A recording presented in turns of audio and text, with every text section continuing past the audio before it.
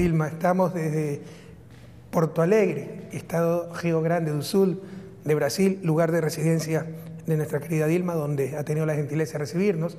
Y era la época de oro de América Latina, no por mí, sino entre otras cosas por tres grandes mujeres latinoamericanas, dirigiendo de las economías más grandes de América del Sur. En Brasil, Dilma Rousseff; en Argentina, Cristina Fernández de Kirchner; y en Chile, Michelle Bachelet. Creo que épocas únicas y ojalá sean repetibles en el futuro, pero realmente vivimos tiempos inéditos. Y no solo aquello, una ex guerrillera en la presidencia de la República, pero no eras la única con aquel pasado. Estaba Pepe Mujica también, ex guerrillero. Luego, pues, obviamente en Nicaragua siempre estuvo Daniel Ortega, en Cuba Raúl Castro, pero, por ejemplo, en El Salvador también llegó Sánchez Serén con una historia de lucha, de resistencia en ese querido país centroamericano. Bueno, eran tiempos muy especiales para América Latina, tiempos que lastimosamente están pasando. Es claro que existe una restauración conservadora y tal vez ya nos están pasando la factura a todos esos líderes que no nos sometimos a los mandatos del norte hegemónico, que siempre apoyamos al sur global, que tuvimos políticas soberanas, dignas y, sobre todo, en función de las grandes mayorías. Yo quisiera centrar este conversatorio, esta conversación entre amigos, precisamente en algo que tuvo muchísimo éxito. El Partido de los Trabajadores, el mismo Brasil, en el gobierno de Lula, en tu gobierno, que es la lucha contra el hambre y la pobreza. La primera cosa que tenemos que preguntarnos, ¿por qué existe pobreza en América Latina? América Latina es la clase media mundial.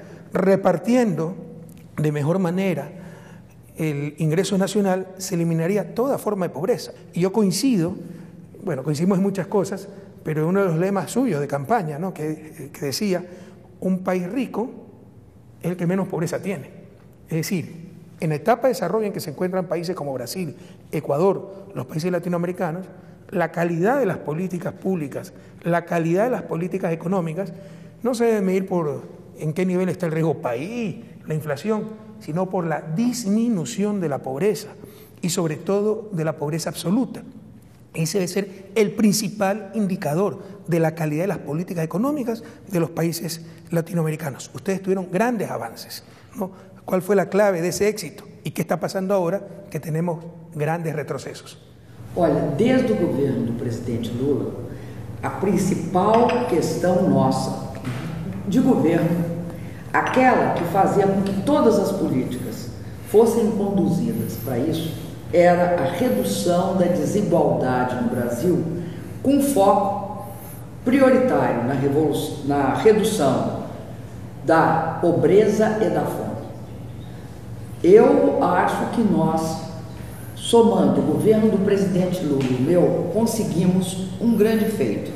Nós tiramos o Brasil do mapa da fome da ONU em 2014, pelo acúmulo de políticas que vínhamos fazendo desde 2003.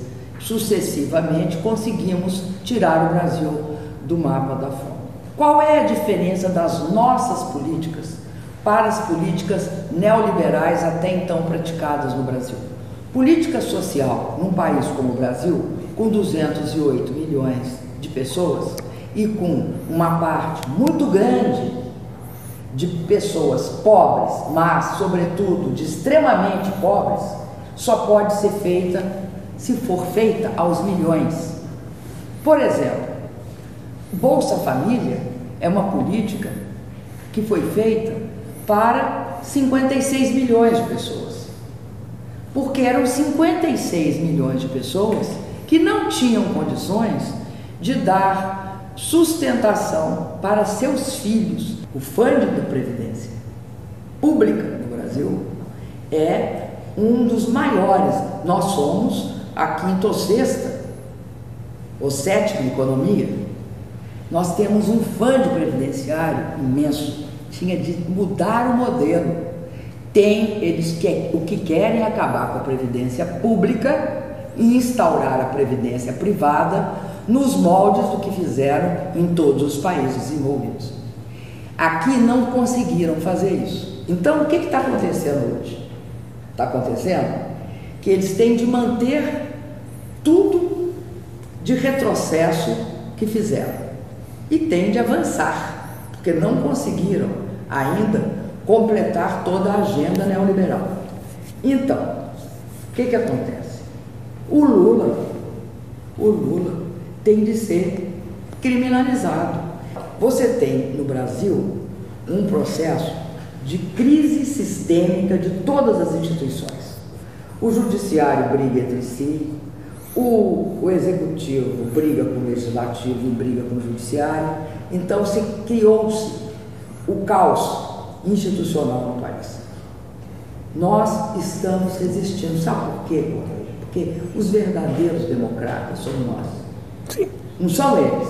Y los verdaderos honestos, porque ahora se usa la lucha anticorrupción como instrumento de persecución política. E mais, criam a justiça do inimigo, se usa os processos e a legislação como instrumento de destruição do inimigo.